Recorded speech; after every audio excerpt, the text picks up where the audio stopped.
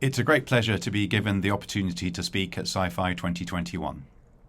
The big question being asked at this year's conference is, who will own our tech futures? One answer to that question will be found in the international system.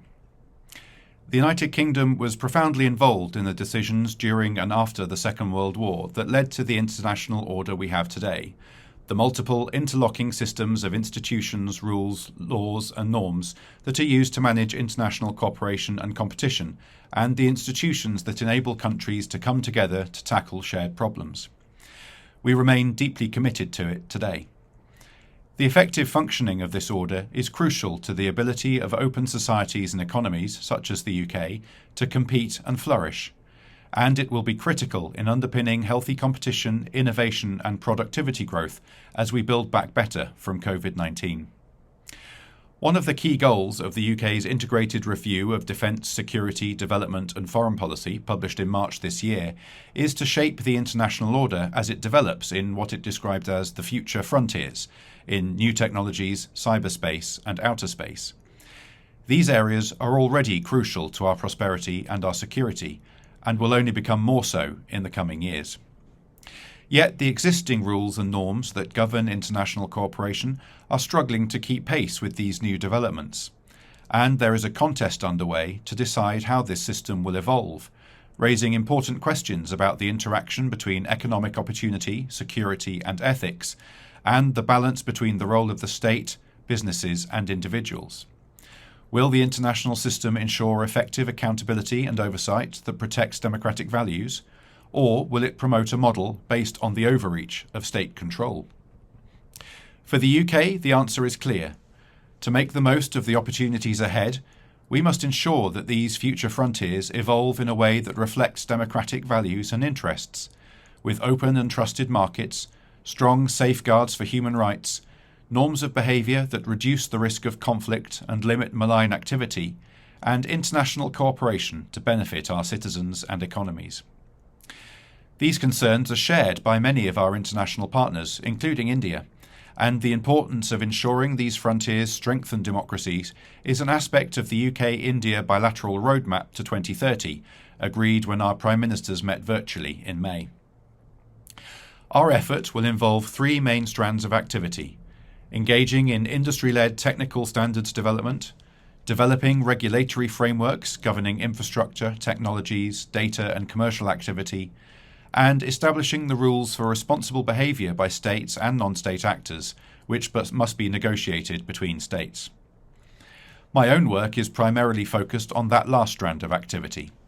I'm going to talk today about some of the developments in the governance of the cyber and outer space domains, which I'm most closely involved with. The UK's mission in cyber diplomacy is to promote a free, open, peaceful and secure cyberspace.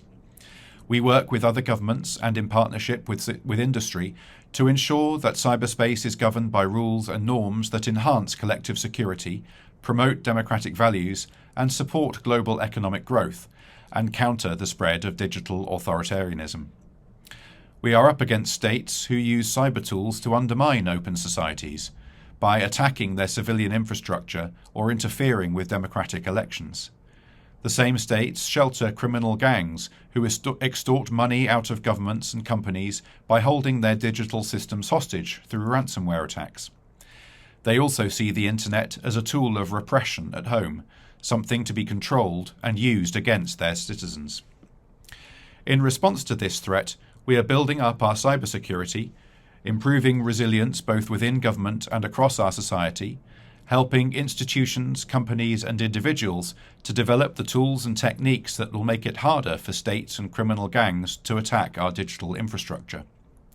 And we are developing offensive cyber capabilities under the new National Cyber Force to target and impose costs on those who are taking aim at us.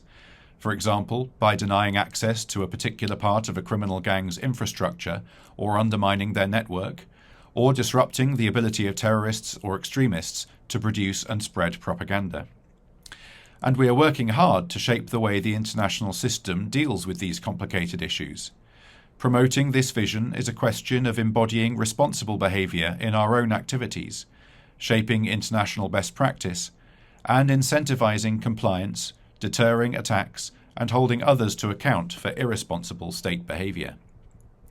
We are clear, for example, that we will use our cyber capabilities in a proportionate way, in line with international law, and with democratic oversight and accountability.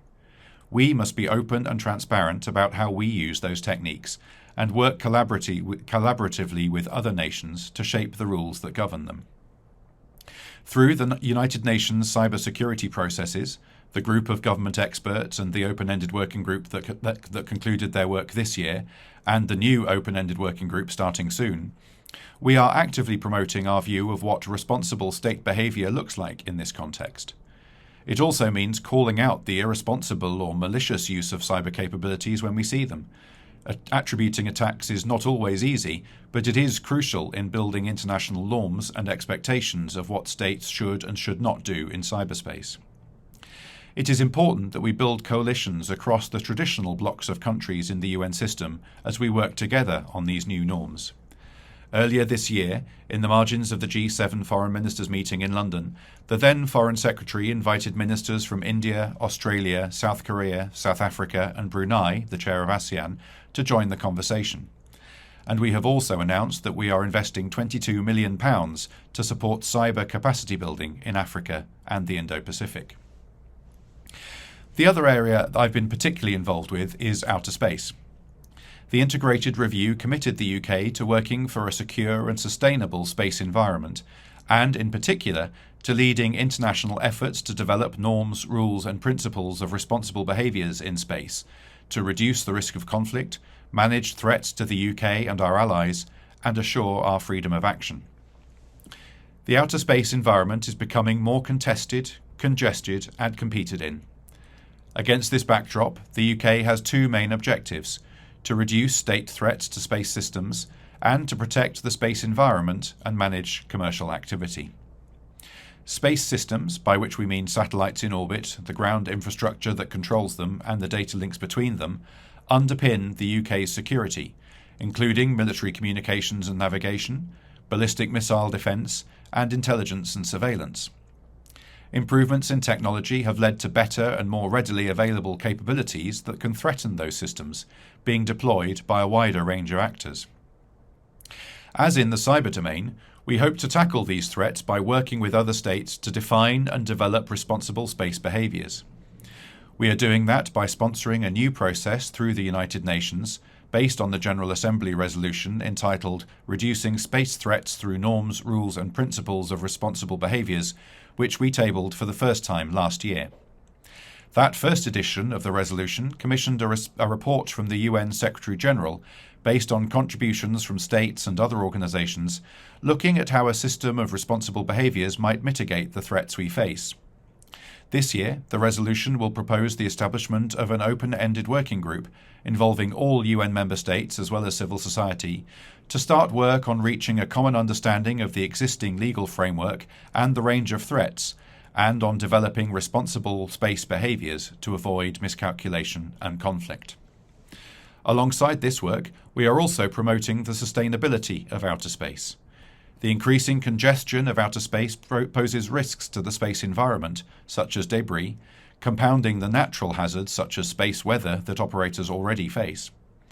In the wake of the adoption in 2019 of the 21 long-term sustainability guidelines in the UN Committee on the Peaceful Uses of Outer Space, we are working with partners and allies and the UN Office for Outer Space Affairs to learn from implementing the international guidelines governing our peaceful use of space and manage the risks posed by space debris. In both cyberspace and outer space, we are seeing technological developments and innovations that offer fantastic opportunities, but also pose threats. If we are to harness the possibilities, we need to be clear-eyed about the risks and work at all levels of our societies to tackle them. The international system can be a vital arena by which we reclaim our tech future. We must fight to ensure that it is used to keep these vital domains, these future frontiers, open, accessible and free. Thank you very much.